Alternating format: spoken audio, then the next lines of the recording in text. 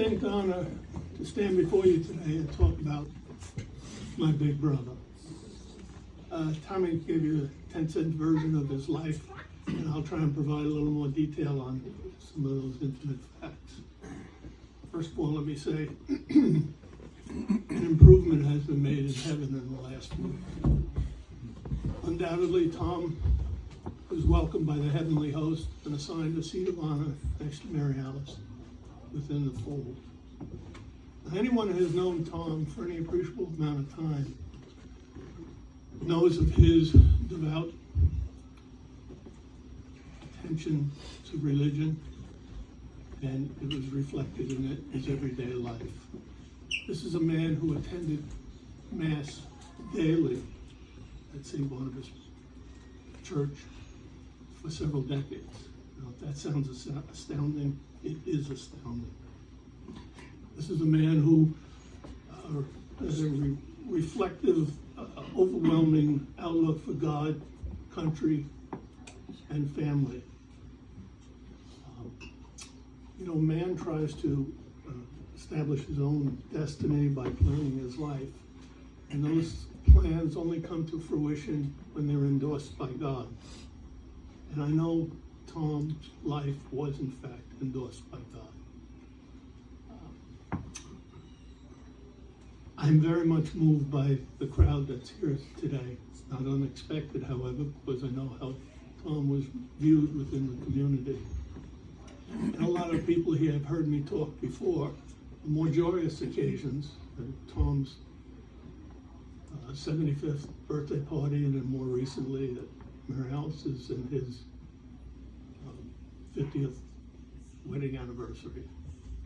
And I don't mean to go back and repeat those stories that you may have heard me tell then. I'll try and confine my comments today on something new, and unless you're part of the immediate family, you may not know about Tom, but they go to magnify his character. Now, I'm Bob Grant. I'm the kid brother, as he always affectionately referred to me. I'm the kid that he and Mary Alice took in at a very early age because I had nowhere else to go through parental disabilities or the early and sudden loss of our mother. But that was an emanation of the fact that Tom was my godfather. Even at the tender age of 15, our parents saw the structure of Tom and his religious poise and made him godparents. That was a wise choice by them and a very lucky choice for me. So they saw for my well-being and education right through high school. And I could never be thankful enough for them. Now, if anyone were ever to write a book about Tom, they would have to entitle it Blind Faith, because those two words are intrinsically entwined in Tom's long history. The faith, of course, we all know about that. In order to explain the first word of that phrase, I have to go back to Tom's birth in 1931. So unlike his 5 siblings, he did not have the benefit of having been born in the clinical setting of a hospital and delivered by a doctor. Tom was born at home with the services of a midwife. And as a result, there was a problem. And Tom suffered an injury that would plague him for the rest of his life. He was born blind in his right eye. Now, the impact of that is astounding, not just to Tom, but to everybody in this room, because it would affect each and every one of us. And for me to explain that, let me go back to Tom's life and fast forward to 1949. That's when he graduated from his beloved Cardinal Hayes High School. And after high school, Tom recognized he had a vocation for the priesthood. And he entered the novitiate for the Augustinian order in Staten Island. And after about a year or so, it was determined that the intensive studying in a low-light environment of the novitiate had an impact negative effect on Tom's good eye, and for fear that it would cause total blindness, it was mutually agreed that Tom would leave the novitiate and return to the laity in the Bronx.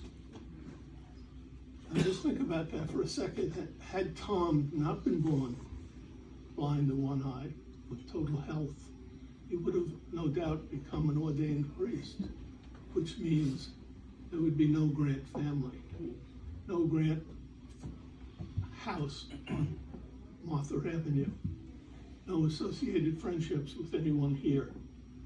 So clearly this path in Tom's life was not endorsed by God.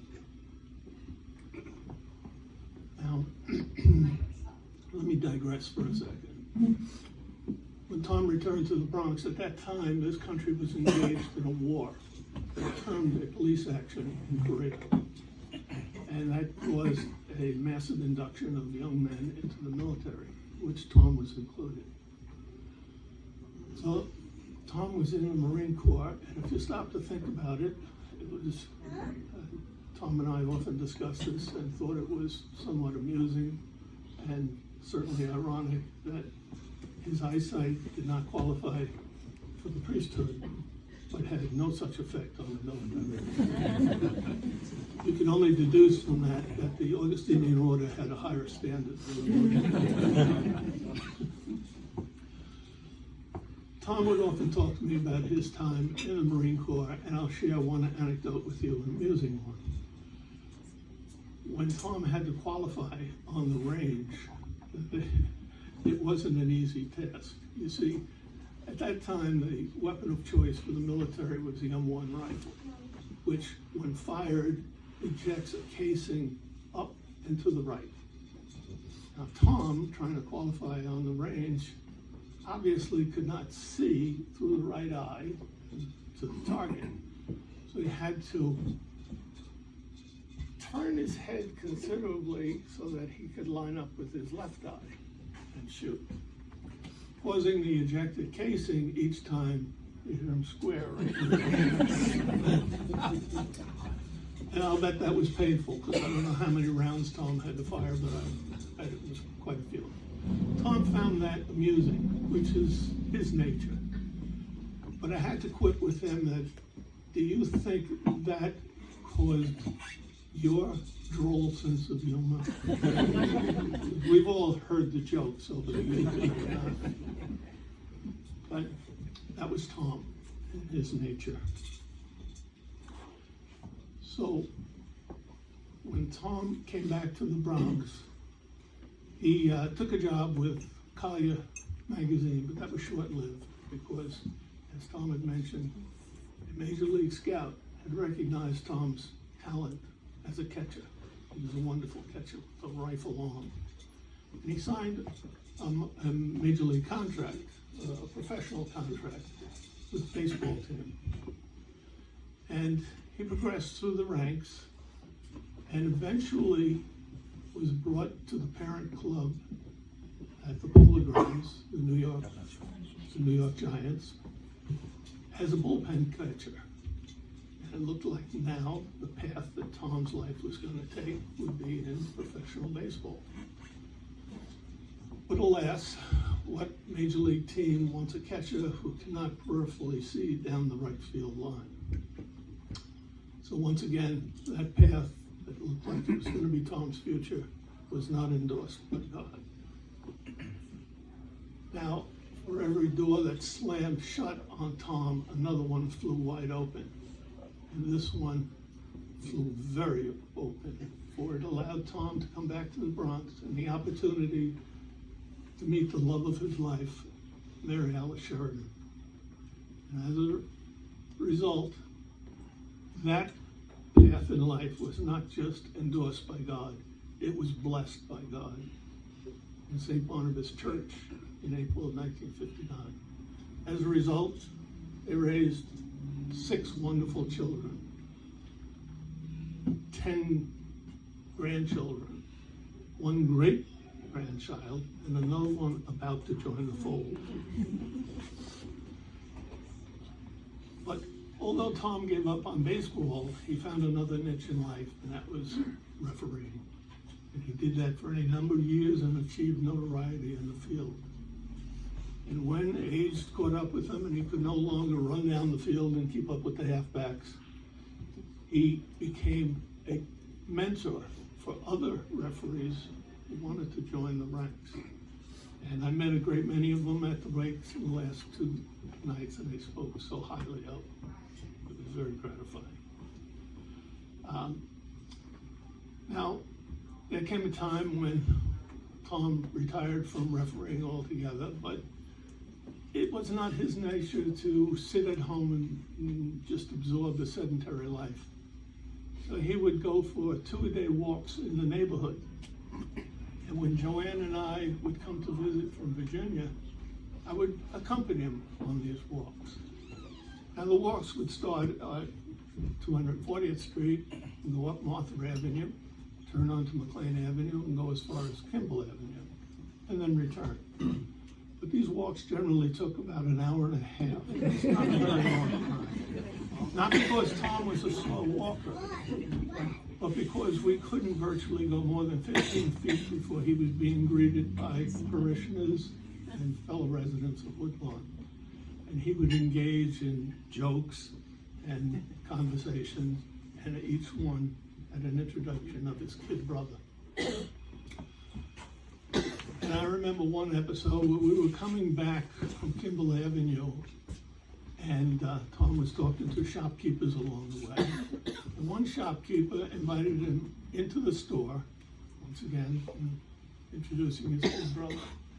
And while they were exchanging information about the Yankees, the football giants, and jokes, I noticed behind the counter, hung on the wall, was a large, full-scale picture of Tom in his uniform.